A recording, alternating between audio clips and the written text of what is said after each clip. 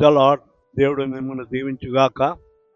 ఈ దిన వాగ్దానము, సమాధిలో నుండి నీ ప్రాణమును విమోచించుచున్నాడు. కీర్తనల గ్రంథము 103వ కీర్తన 4వ వచనం. ఈ దినమున ఇచ్చిన వాగ్దానము, నీ బలహీనతల్లోనూ నీ వ్యాధులు ఏమైనప్పటికీ సమాధిలో నుండి నీ ప్రాణమును విమోచించి రక్షించువాడై ఉన్నాడు. దేవుడు ఈ వాగ్దానం నీ వెనుకడిలో దీవించునుగాక. ఆమేన్.